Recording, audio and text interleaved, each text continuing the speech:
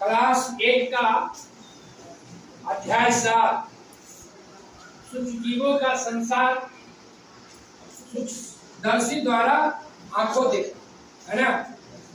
हमने भाग 1 और भाग 2 पढ़ लिए हैं। आज पढ़ना है आपको भाग 3 में कि जो सूक्ष्म जीव आपका कैसे दोस्त है और कैसे दुश्मन है। माइक्रोस्कोप के बारे में भी आप लोग को बता दिया गया है ना। Yes sir. इसका कारण विधि आप लोग को तो बता दिया गया था। Yes sir. आज हम पढ़ेंगे कि ये सूक्ष्म जीव जो है आपका कैसे दोस्त है और कैसे दुश्मन है, उसके बारे में देखिए। पहले हम देखेंगे, जैसा कि आपको बता दिया गया था कि सूक्ष्म जीव जो है सभी जगह रहते हैं। जल में रहते हैं, हवा में रहते हैं, पानी में रहते हैं, समुद्र में रहते हैं, रेगिस्तान में रहते हैं, है ना। बर्फ पर भी रहता, और यहाँ तक कि आपका शरीर में भी वो है, कपड़ा में भी, है ना। और एक जीवाणु जो है आपका जब आस पास में आपके अगल बगल में रहे तो ये आपका दोस्त भी है और दुश्मन भी है। अब देखिए कि कैसे आपको ये दोस्त है और दुश्मन है ना। देखिए घर में जो दैनिक आपका देखते होंगे, आप लोग इडली खाती होंगी, मसाला डोसा खाते होंगे ना। जिलेबी खाई है, वो जिलेबी जो आप खाते हैं आपको कौन चीज से बनता है? वो सूक्ष्म जीवाणु रहता। क्या रहता है? उसका नाम है ईस्ट। वो आपको मार्केट में मिलेगा पाउडर के रूप में और गोली के रूप में। कुछ के रूप में मिलेगा, और इसको रख दीजिएगा तो खराब जल्दी नहीं होगा। ये क्या करता है कि आप देखिएगा, जब वो मिठाई वाले जब बनाते हैं जिलेबी का, तो क्या करते हैं, बाल्टी में मैदा को घोरते हैं। अब मैदा को घोरने के बाद क्या करते हैं, उसमें ईस्ट पाउडर को डाल दिया। जब इस पाउडर को डाल दिया जाता है तो क्या करता है, गुणन करता है। क्या करता है? गुणन। माने जीवाणु जो है उसमें गुणन करना शुरू करता है और उसको खमीर में बना देता है ना। खमीर उत्पन्न कर देता है, इससे आपको जलेबी खाने में स्वादिष्ट है ना। आप अपने घर में दादी माँ को देखी होगी ना कि आपको दूध को गर्म कर लेता है, और दूध को गर्म करने के बाद उसमें क्या देता है, जोरन देता है, तो क्या बन जाता है?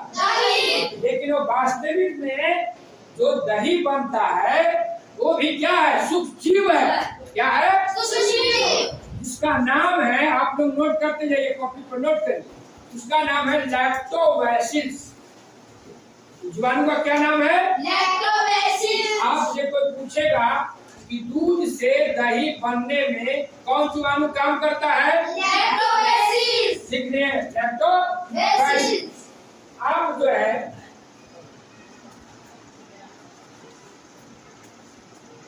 विनिगर का नाम सुने हैं? Yes sir. Vinegar. Yes sir. पिछले दिन जब आपका ज्वालामुखी का चैप्टर हम पढ़ा रहे तो विनिगर है ना, वो कैसे बनता है? वो जो बनता है अल्कोहल को विनिगर में बदल देता। अल्कोहल को विनिगर में बदल देता। उसमें भी उसका भूमिका है किसका? सूक्ष्म जीव का। इसका भूमिका है सूक्ष्म जीव का, है ना। आपको घर में सिरका का बनता है ना, सिरका बनाया है आप लोग ने, जामुन का सिरका बनता है, ईख का सिरका बनता है ना। ये सब सिरका बनाने में भी आपको सूक्ष्म जीव का जरूरत पड़ता है, जिसको हम लोग बोलते हैं ईस्ट। क्या बोलते हैं? ईस्ट, है ना, चाहे कवक भी बोलते हैं उसको, है ना। अब देखिए, जो आपको विनीगर को अल्कोहल से विनीगर में जो बदलता है, उस जीवाणु का क्या नाम है? आपका उसका नाम है माइकोडर्मा। क्या नाम है? इसको लिख लीजिए, माइकोडर्मा। जीवाणु जो है अल्कोहल को विनीगर में बदल देता है। कुछ बदल देता है, हाँ, अल्कोहल को विनीगर में बदल। लिखिए,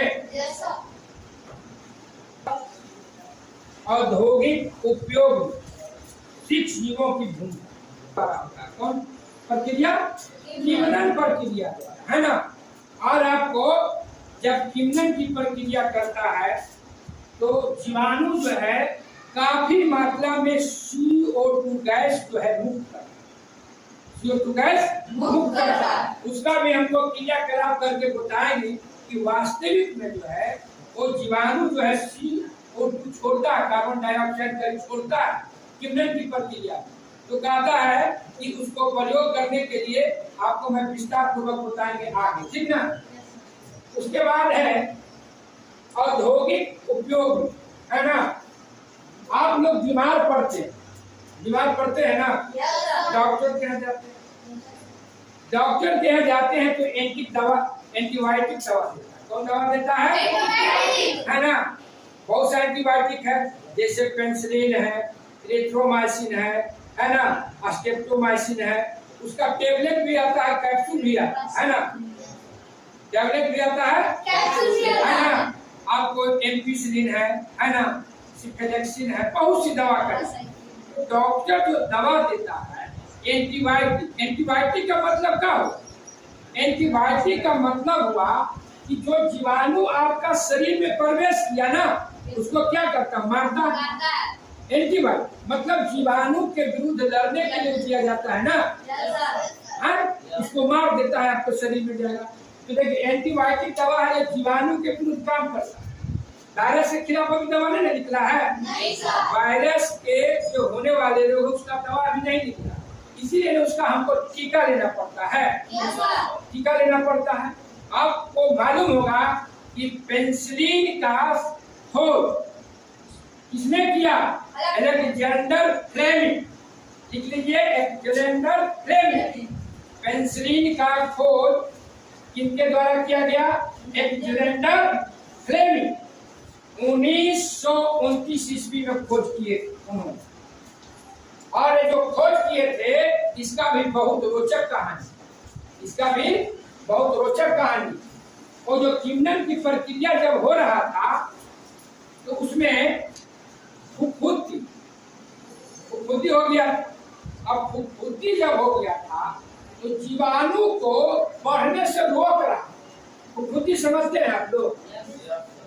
पान रोटी देखी है, बरसात के दिन में देखिएगा कि आपको चमड़ा का जूता उजला हो जाता है ना, पूरा टाइप का, उसी को बोलते हैं फुफ्फुदी, है ना। चाहे पान रोटी हो जाए, वो नहीं खाना चाहिए, पेट के लिए हानिकारक है। लेकिन बच्चा सब बहुत ताव से पान रोटी खाता, पूरा चाय पान रोटी नहीं खाइए, फिर क्या होता है? पेट को खराब कर, ठीक ना। जब पढ़ रहे हैं तो कुछ सीखना भी है, तो अपने जीवन में अमल करना। अपने जीवन में अमल करिएगा तो परिवार को भी अमल करवाइएगा, फिर समाज को, फिर राष्ट्र को, फिर देश के लिए काम करिए। आप पढ़ रहे हैं तो कल आप पढ़ के कुछ भी बन सकते हैं। तो क्या वो फुफ्फुदी को जब देखे तो उसके कारण जो है वो जो जीवाणु है तो संवर्धन का क्रिया कम कर। इसी पर उन्होंने शोध करते करते अलेक्जेंडर फ्लेमिंग ने एक पेनिसिलिन दवा का निर्माण कर दिया कि जब फुफ्फुदी को रोक रहा है तो बीमारी को भी रोकेगा। तो उन्होंने पहला एंटीबायोटिक का खोज किया, क्या? पेनिसिलिन। सबसे पहला एंटीबायोटिक कौन खोज हुआ? पेनिसिलिन। किनके द्वारा किया गया? कब किए थे? अब देखो, कुछ तो आपको दवा निकला, कुछ का दवा नहीं निकला। जैसे बताएं कि कुछ बीमारी जो आपको बैक्टीरिया से होता, और कुछ बीमारी जो था एक वायरस जिसको हम विषाणु बोलते, न उस सजीव के श्रेणी में था और न निर्जीव की श्रेणी में, तो उसके द्वारा भी कुछ बीमारी होती, वायरस के द्वारा। उसकी दवा नहीं निकला, लेकिन उसका बचाव है। बचाव क्या? टीका। अभी देखिए कोरोना हुआ ना, उसका टीका निकला ना। टीका हम लोग को लगा कोरोना का, कोविड टीका, वो क्या वो तैयार किया गया। उसी तरह से आपको जो चेचक के बारे में आप लोग सुने, चेचक जिसको गांव घर में कहता है माता जी, क्या हो गया है? माता। उसमें क्या होता? मर जाता था, लोग दवा भी कराता था, दवा का असर नहीं होता। इसलिए चेचक जो है जीवाणु से होने वाला बीमारी नहीं है, वो बीमारी किससे होने वाला? वायरस से होने वाला। किससे होने वाला था? वायरस। तब उसी आपको जीवाणु से ही एक टीका का चेचक का निर्माण किया गया। आपको 1798 ईस्वी में, लिख लीजिए इसको, 1798 ईस्वी में चेचक का टीका का निर्माण किया गया एडवर्ड जेंडर द्वारा। एडवर्ड जेंडर 1798 ईस्वी किनके द्वारा किया गया? एडवर्ड जेंडर के द्वारा। वो टीका जब लग जाता है तो आपको क्या करता है? टीका क्या है? टीका को समझिए, आपको शरीर को रोग प्रतिरोधक क्षमता को बढ़ा देता है। मतलब उस जीवाणु से लड़ने का आपका शक्ति शरीर में आ जाता है ना। जब उस जीवाणु प्रवेश करता है तो आप मार देते हैं। 2 बूंद जिंदगी का, आप टीवी पर अमिताभ बच्चन का प्रचार सुनते हैं ना, 2 बूंद जिंदगी का। पोलियो भी क्या है? वायरस से होने वाला बीमारी, उसका भी इलाज नहीं, उसका भी इलाज नहीं है। अब क्या होता था, अब वो जो बीमारी होता था छोटा बच्चा, पोलियो, छोटा बच्चा 1 साल से 5 साल वाला के ज्यादा होता, उसके लिए भी आपको क्या निकला? उसका भी टीका निकला ना। अब देखिएगा पोलियो धीरे धीरे खत्म हो गया है, अब बहुत कम सुनने को मिले। तो इस ढंग से आपको क्या है, ये सूक्ष्म जीव आपका दोस्त है ना, आपका जीवन के लिए उपयोगी है, दोस्त है। आपको इतना ही नहीं, कृषि कार्य में भी जो है आपको सूक्ष्म जीवों का बहुत बड़ा भूमिका। कृषि कार्य मिट्टी को उर्वरा बनाता है, जमीन को, मिट्टी को क्या बनाता है? उर्वरा बनाता है ना। आपको पौधों को नाइट्रोजन की बहुत जरूरत होता है। पौधा जो है ना उसको नाइट्रोजन की बहुत जरूरत होता है। वायुमंडल में आप जानते हैं कि नाइट्रोजन है काफी मात्रा में। कितना मात्रा? 78%। लेकिन फिर भी जो है वो डायरेक्ट रूप से नाइट्रोजन को पौधा नहीं ले सकता। पौधा डायरेक्ट रूप से नहीं लेता था। कहीं सब कैसे लेता? देखिए, पौधा में दलहनी पौधा, ये चना हो गया, मसूर हो गया, मटर हो गया, है ना, उसके बाद मूंग हो गया, ये सब पौधा के देखिएगा आप उखाड़िएगा जमीन से तो जड़ में ऐसे गांठ टाइप देख रहे हैं ना, ये गांठ है। इसको जब फाड़िएगा तो देखिएगा यहाँ खोखल रहेगा। क्या रहेगा? तो इसी जो है जो जड़ के गांठ है ना यहाँ पे, उसी पर एक जो है सूक्ष्म जीव पाया जाता है। क्या पाया जाता है? सूक्ष्म जीव। उसका क्या नाम है? लिख लिया, राइजोबियम। राइजोबियम।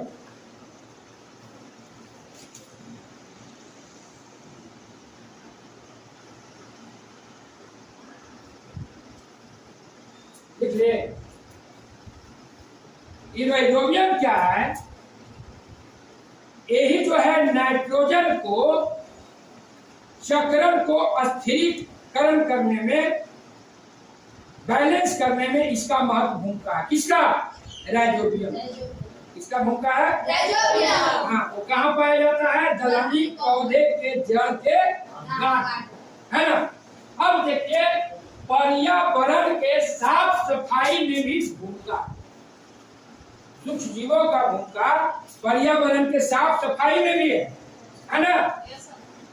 आप देखते होंगे एक क्रियाकलाप किए, 1 महीना पूर्व हम लोग स्वच्छता किए थे ना, जिसमें हम गलने वाला कचरा और नहीं गलने वाला कचरा का अलग किए थे, और वहाँ गड्ढा बनाए थे अपने स्कूल का मैदान, उसमें गलने वाला कचरा को डाले और एक तरफ नहीं गलने वाली। 1 सप्ताह के बाद जब आप देखे थे तो जो गलने वाला कचरा था गल गया था ना। जो सब्जी का छिलका था, ये सामान फल का छिलका था, वो सड़ गया था ना। लेकिन प्लास्टिक तो नहीं सड़ा। लेकिन अब देखिए वो सड़ा कैसे? वो सूक्ष्म जीवों के कारण ही क्या हुआ? वो सड़ा, है ना। तो सूक्ष्म जीव को पर्यावरण में भी भूमिका है ना।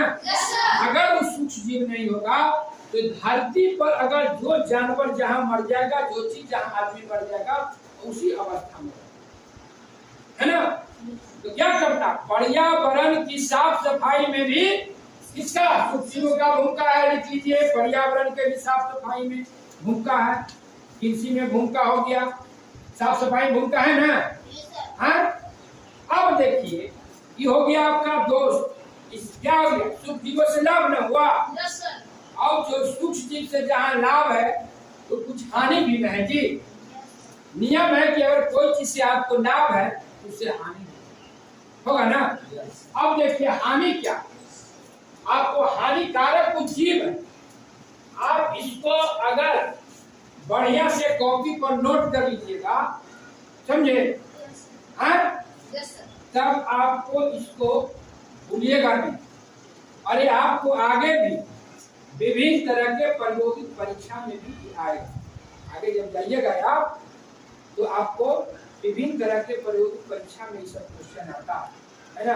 अभी देखिए शिक्षक लोग भी तैयारी कर रहे हैं, यही सब क्वेश्चन है ना।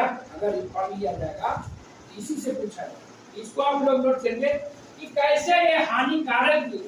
अभी तो आप थे क्या, फायदा में चल रहे थे, अभी तो ये लाभ हो रहा था ना आपको। अब देखिए कि जीवाणु से आपको क्या हानि। अब देखिए 6 रोग का नाम सुने हैं आप लोग, जिसको बोलते थे टीबी। जब टीबी पहले होता था तो गांव के गांव लोग खाली कर देता कि भाई फलना के टीबी हो गया, लेकिन अब उसी बात नहीं। इसमें आपको बनाया गया है मानव रोग वाहक संचरण का तरीका और बचाव। इसको लिख लीजिएगा तो आप बेहतर से समझ जाइएगा कि कैसे के इस सूक्ष्म जीव है आपको ये क्या है, आपके लिए शत्रु। इधर तो भी पढ़ रहे थे आप लोग, मित्र है ना, अरे शत्रु है। अब देखिए मानव रोग का कारण मतलब कौन जीवाणु से रोग हो रहा है। संचरण का तरीका, संचरण का मतलब हुआ कि आप तक कैसे हुआ है। वो जो जीवाणु है ना आपके शरीर में कैसे वो पहुंच गया, उसको बोलते हैं संचरण। कैसे आपके शरीर में वो जीवाणु प्रवेश करती है, उसका बचाव का करिए। तो आप लोग अपने कॉपी पर इस चार्ट को पूरी तरह से बना लीजिएगा, और हो सके तो आप अपने घर पर एक बड़े चार्ट में बना के इसको लिख सकते है ना। अब जैसे देखिए 6 रोग है ना, जीवाणु से होता है। जीवाणु एक बताए थे, जीवाणु है एक वायरस है ना। जीवाणु और वायरस से होने वाले रोग, इस जीवाणु से जो रोग होने वाला है उसका, और वायरस से जो रोग होने वाला है विषाणु से, उसके बारे में आपको कुछ जो है बीमारी का नाम आपको दिया गया इस तालिका में। इसको आप लोग खसरा, ये वायरस रोग है, विषाणु से होता है ना। आता कैसे शरीर में, आपको वायु हवा के द्वारा। अगर किसी व्यक्ति को हो गया है तो आप उसके नजदीक नहीं रहें, उससे आप दूर रहें, नहीं तो अगर वो उसके शरीर से हवा के माध्यम से दूसरे व्यक्ति में भी जाने की ज्यादा चांस रहता है। इसलिए उसे व्यक्ति से जिसको आपको होता है खसरा रोग, उससे दूर रहें, रोगी को भी दूर रखें, है ना। चिकन पॉक्स ये भी होता है वायरस है ना, विषाणु से होता है। ये भी कैसे आता है, इसका संपर्क कैसे आप तक होता है, वायु से और सीधा अगर हवा के माध्यम से आ गया, और नहीं तो फिर जो बीमार व्यक्ति है उसके संपर्क में आप जाइएगा तो आपका ये बीमारी हो जाएगा। अब इसका बचाव हम क्या करेंगे, तो उसका जो व्यक्ति जो बीमार है उसका जो वस्तु है, खाने वाला चीज, पहनने वाला, बिछाना, उससे क्या रहना, आपको अलग रहना है ना, नहीं तो आपको भी हो सकता है। उसके बाद है पोलियो रोग, ये वायरस बीमारी है ना, ये भी वायरस से होगा, विषाणु से है ना। ये भी आता है आपको हवा से और जल से। जल से आप गंदे अगर पानी पी लेते हैं, मान लिया किसी व्यक्ति को पोलियो रोग हो, उसका जो है पेशाब पैखाना को मान लिया कि नदी में, तालाब में बिक देता है, आपको पानी को संपर्क में आता है, आपका भी जीवाणु शरीर में क्या होगा, प्रवेश करते हैं। तो आपको कोशिश करना है कि आप जो है स्वच्छ पानी पीजिए। क्या करिए, स्वच्छ पानी पीजिए, स्वच्छ खाना खाइए, साथ साथ 2 बूंद जिंदगी का, 2 बूंद जिंदगी का टीका भी आप बच्चों को अपने घर में जरूर दिवा दीजिए, है ना। बच्चा में आपको पढ़ा होगा, मम्मी जो है जरूर दिवाया हवा ले जाए, लेकिन जब आपको पढ़ गया तो आप पढ़ रहे हैं तो बताए ना कि आप अपने लिए सिर्फ नहीं पढ़ रहे, आप अपने समाज परिवार के लिए पढ़ रहे। तो उनको भी प्रेरित करना है कि पोलियो का टीका अवश्य रूप से आप दिवा लीजिए, है ना। अब तो सभी जगह पड़ता है, सदर अस्पताल में, ब्लॉक अस्पताल में, अब तो गांव में भी घुर घुर कर देता है ना आके। तो आपको क्या करना है, टीकाकरण करवाने के लिए क्या करना है, लोगों को प्रेरित करना। उसके बाद हैजा रोग, ये जीवाणु से होता, जीवाणु से जो रोग होता है वो ठीक होता है, दवा उसका है ना जी। लेकिन वायरस का तो दवा नहीं निकला है, बच गया तो बच गया, नहीं तो चले गए दुनिया से। लेकिन आप अगर सावधानी बरतते हैं तो दुर्घटना नहीं ना होगा, सावधानी बरतना। और ये हैजा है, जीवाणु से होता है। ये जल और भोजन, दूषित जल और भोजन आप लेते हैं तो हैजा हो जाता है ना। इसलिए अभी बरसात के दिनों में खासकर ये बीमारी ज्यादा होगा, हैजा। इससे बचना है तो कैसे बचिएगा, आपको गर्म खाना खाना है, हाथ धो के खाना है, बताए थे ना। ये कहाँ रहता है, हाथ में रहता है। माइक्रोस्कोप से दिखाए थे ना आपको, ऐसे ऐसे कर रहा था, है ना। तो आपको है जब भी खाना खाना है तो क्या खाना है, हाथ धो के खाना को रखना है, ढक के रखना है। पानी को रखना है तो ढक के रखिए। और अभी बरसात के दिनों में आप पानी को गर्म करके पीते हैं तो आप बेहतर होता है ना। गर्म खाना गर्म पीना, है ना। तो आप बच सकते हैं किससे, हैजा रोग से। टाइफाइड ये भी होता है जीवाणु से, ये भी जल से फैलता, जल के माध्यम से जाता है। टाइफाइड में क्या होता है, आपका पेट का जो आंत है ना उसको खराब कर देता है जीवाणु। और टाइफाइड का बीमारी कहता हो गया, बुखार लगे थे 400-104 डिग्री पूरा होगा, पूरा आपको भूख नहीं लगेगा, सर में दर्द रहेगा। तो उसको क्या करना, उससे भी बचाव करना है आपको, टाइफाइड से भी बचाव करना, उसका भी टीका है। टाइफाइड का भी क्या है, टीका है। करना क्या है, उबला पानी ज्यादा पीना है ना। खाना शुद्ध खाना है ना। बाजार का चीज नहीं खाना है। भोजन खराब रहता है, वो कहानी बता देते हैं, सुनिए। जाइएगा ना तो चटवा वाला जो खिलाता है चाट, तो वो कड़ा में डाल देता है इमली के पानी, और तो तनिसा दही। भोजन तो पहले से खट्टा खराब हो गया, आपको डाल दिया इमली के पानी, तो लगा कि इमली के पनिया खाने से बढ़िया लग रहा है। लेकिन बात तो उसी नहीं, पहले से भोजन कुछ खट्टा रहता है बनाया हुआ, आप तो खा लिए चटर मटर, क्या होगा। आपको बाजार का चीज से परहेज करना है, तब आप किससे बच सकते हैं, टाइफाइड। फिर है आपको हेपेटाइटिस, है ना। हेपेटाइटिस ए होता है, बी होता है, सी होता है ना। तो हेपेटाइटिस से ये भी क्या है, वायरस होता है। हेपेटाइटिस क्या है, वायरस। हेपेटाइटिस क्या है, वायरस। इसका भी कोई इलाज नहीं है भाई। एंटीबायोटिक निकला है, जो जीवाणु के विरुद्ध निकला है, विषाणु के विरुद्ध तो टीका निकला है। तो दवा नहीं, तो इसका भी हमको क्या लेना होगा, टीका। और एक फैलता है कौन चीज से जानते हैं, आपको नहीं, ये भी आपको जल से ही पहुंचता है, दूषित भोजन वगैरह से ही पहुंचता है, समझे।